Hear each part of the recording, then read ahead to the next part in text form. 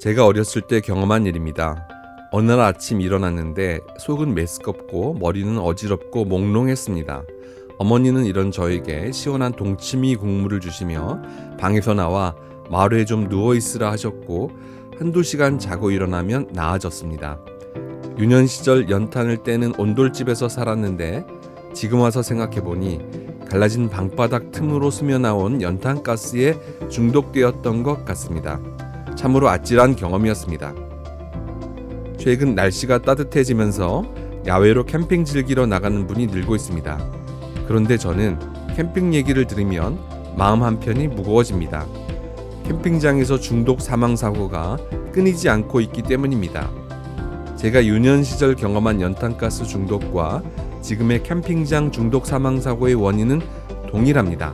바로 일산화탄소 중독입니다. 손바닥 뒤집기보다 더 쉽게 예방할 수 있는데 해마다 많은 사람들이 일산화탄소 중독으로 목숨을 잃는 현실이 너무나 안타깝습니다. 어떤 상황이든 일산화탄소 중독 사망 사고는 충분히 막을 수 있기 때문입니다. 평소에 주위 분들과 이야기를 나누다 보면 이산화탄소와 일산화탄소를 명확히 구분하지 못하는 분이 꽤 많은 것을 발견하게 됩니다. 일산화탄소를 아예 모르는 분도 계십니다. 이산화탄소 CO2는 인간이 호흡할 때 배출되는 물질이기도 하고 식물은 공기 중 이산화탄소를 흡수하여 광합성을 합니다.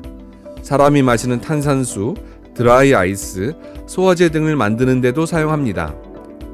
이처럼 이산화탄소는 사람에게 별다른 해를 끼치지 않으면서 일상생활에서 인간과 공생하는 물질입니다.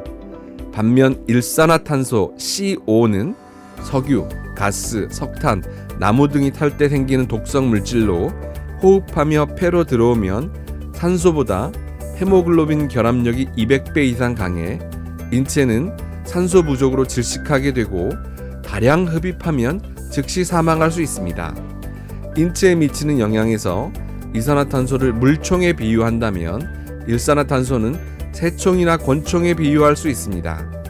고농도의 이산화탄소에 노출되더라도 잠시 졸립고 나른한 정도지만 고농도의 일산화탄소에 노출되면 영원히 잠들 수 있습니다.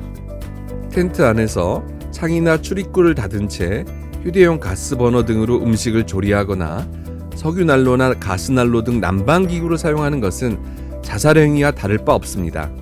여기에 음주까지 곁들이다 잠에 빠지면 일산화탄소에 중독될 위험이 매우 높은 환경이 됩니다.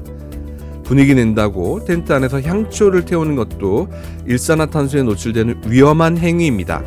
눈과 코는 즐거울지 모르지만 폐는 죽을 맛입니다. 문제는 일산화탄소가 무색무취라 자신이 노출되고 있는지 알아차리기 힘들다는 점입니다.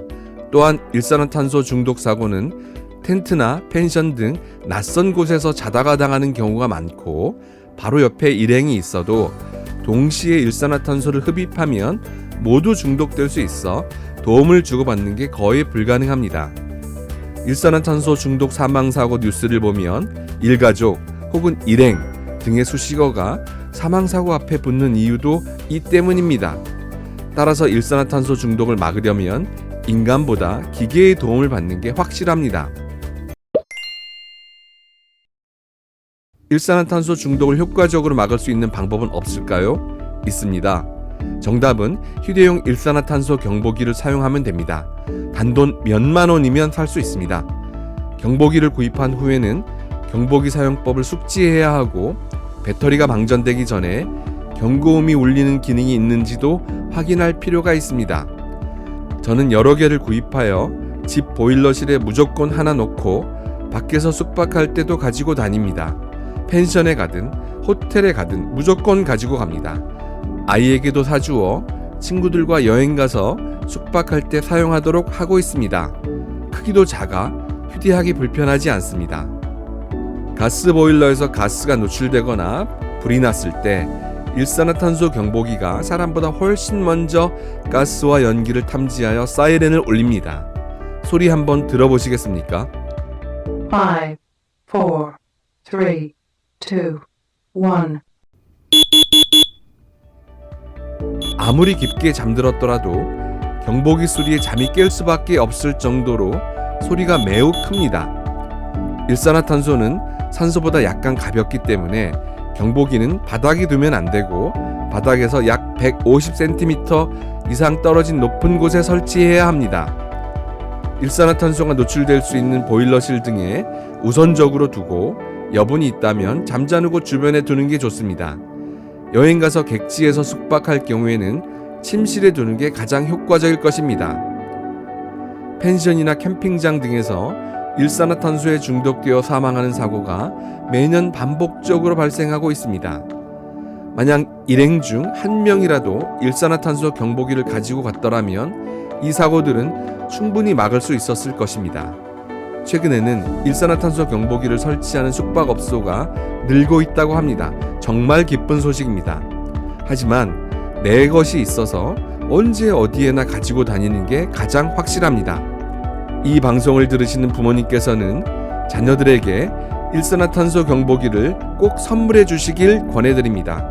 단돈 몇만 원으로 자녀에게 닥칠지도 모르는 일산화탄소 사망 중독을 막을 수 있다면 이것보다 더 소중한 선물이 있을까요? 이상 환경보건학 박사 전상일이었습니다. 감사합니다.